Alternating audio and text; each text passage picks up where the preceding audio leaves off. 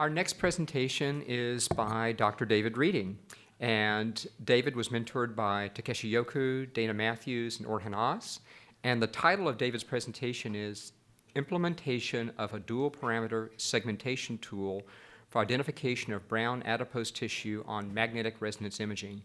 I would just say this has been a deep and a long project, and it's been a multi-departmental project. So David's been a good example of collaborating with internal medicine and with the great resources throughout our institution. So David, speak to us.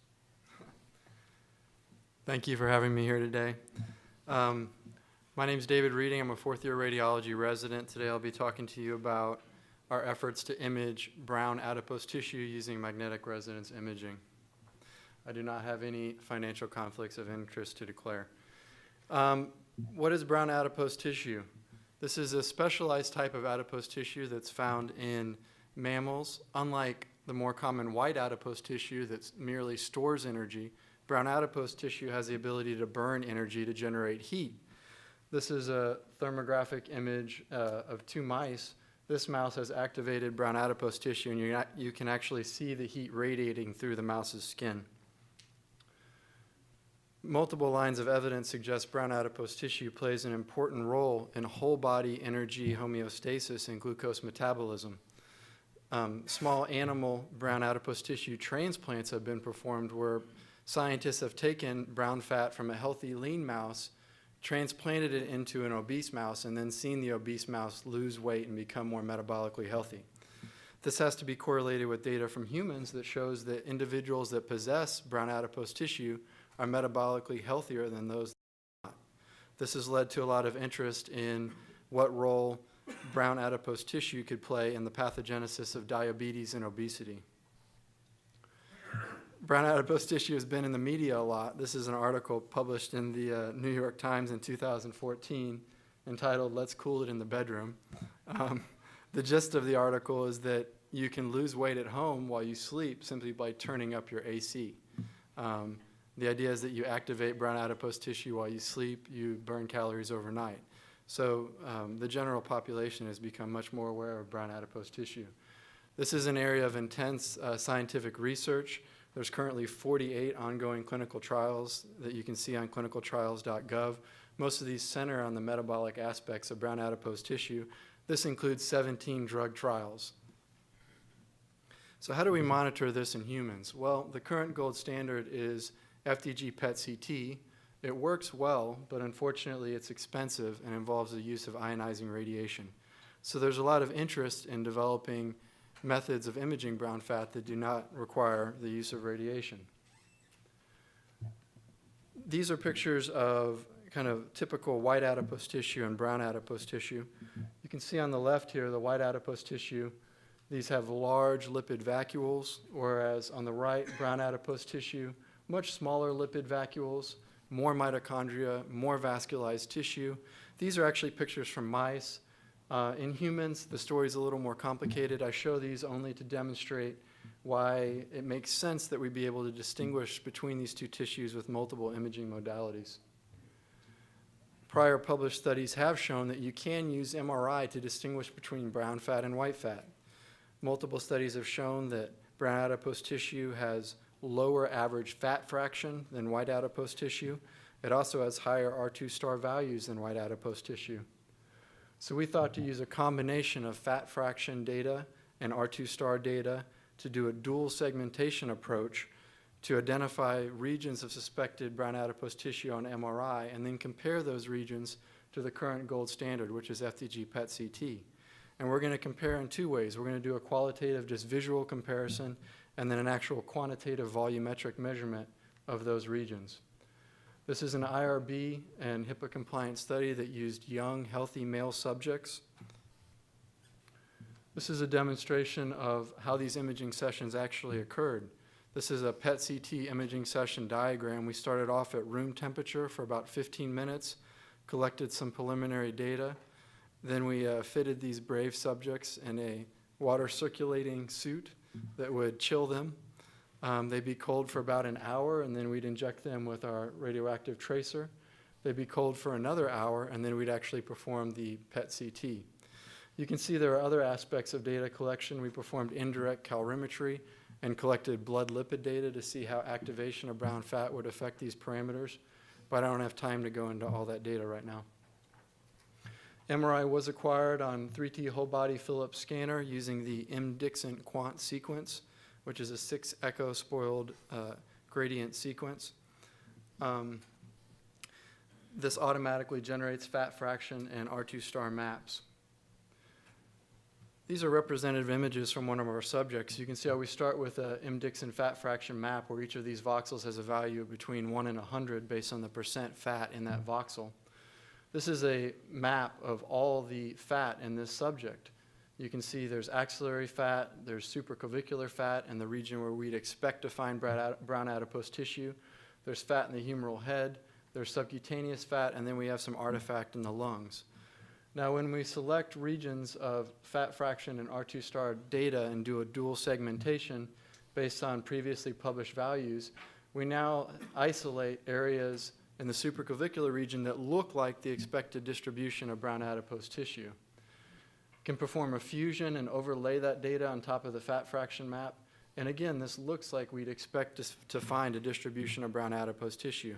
What we really care about, though, is how that compares to the gold standard. How does that compare to FDG PET in the same subjects?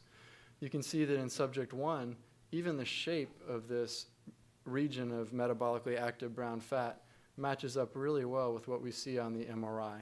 There's also a little activity around the right carotid bulb, and we also saw some fat that was segmented out on our MRI in that region. This is subject 2. Subject 2 had brown fat that extended down into both axillary regions, and we also saw the same pattern on this subject's MRI. And this is another subject. You can see some brown fat activity above and below the clavicle on both sides, and again, we saw something similar on the MRI. So those are qualitative comparisons. This is a quantitative comparison with dual segmentation data from the MRI and from the PET, and you can see there is a strong positive correlation between the volumetric measurements acquired with these two different techniques. In conclusion, this dual parameter segmentation of the MRI data did match up well with what we were seeing on the PET by both qualitative and quantitative analysis. This implementation involved creation of a software plugin for the Osirix platform. I have to take a moment to thank Dr. Yi Ying, one of my co-residents. He actually created the program for this from scratch. So thank you, Dr. Ying. Did have limitations, small trial.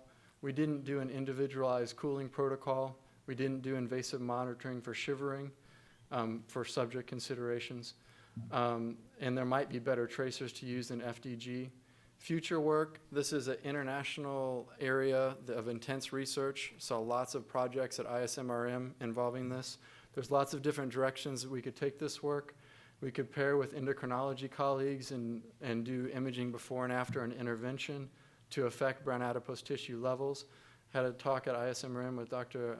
Linkinski about doing MR spectroscopy of these tissues. This would be ideally suited for PET MRI. Also more work for blood tests for brown adipose tissue. And now that we have a cyclotron, if anyone in nuclear medicine was interested in testing novel tracers, brown fat would be a good target for that. This was supported by a grant from the Center for Translational Medicine, so thank you to them for supporting this multidisciplinary project, and thanks again to everyone involved. Special thanks to Dr. Matthews, who was my main mentor in the clinical scholars track, Dr. Yoku, who is my main MRI mentor, again, Dr. Yi Ying, who actually did the programming, and Dr. Dimitrov from Philips. Thank you to everybody. We have time for questions.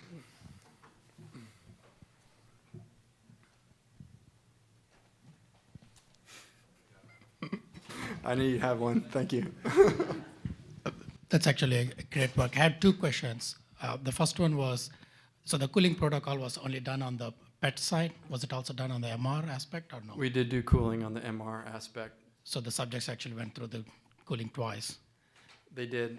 We actually acquired MRI data before and after cooling and acquired fMRI data during the cooling process, but I didn't have time to go into any of that data. Did you see any differences between the pre and the post cooling with the MRI data? Yes, there were some differences between pre and post cooling. And the other question is, could you comment on the mechanism of the FTG for the brown adipose tissue? How it's basically goes through the standard mechanism, or it's a different? So the brown adipose tissue, when activated, is highly metabolically active. Its main fuel source is thought to be fatty acids, but it will take up glucose from the blood. And the fact that it's metabolically active, it actually pulls enough glucose from the blood that FTG will localize in these tissues by a standard mechanism. And the SUV max that we see in some of these tissues can be as high as 14, 15. So it can be very, very high levels that we'd see in an intensely active cancer. So. Okay, thank you. David, I just want to compliment you first on your continued efforts in this area. It's a privilege to watch you grow in this area. I had the same question as Anant, and then I'll ask another question, which is, looking at the cellularity of that, I was struck by maybe there's a density difference in the cellularity, and is there an opportunity for diffusion-weighted imaging in this assessment? Absolutely. There's only been a few published studies that have tried to look at diffusion-weighted imaging. It'd be interesting to try to isolate, the fat-specific signal in diffusion-weighted imaging and look at that. But yes, I think that'd be a good avenue. And then just one observation was, it seemed to me that there was a larger area of suspected activity on the MR versus the PET-CT, and I wonder if you had any thoughts about that. Some researchers have pointed to that to say that maybe we're actually missing some regions of true brown fat with our current gold standard. Maybe we're actually not fully activating the brown fat on the PET.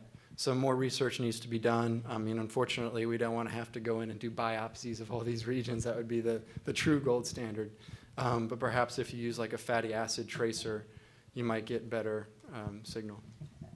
Dr. Matthew? Thank you very much. Thank you very much.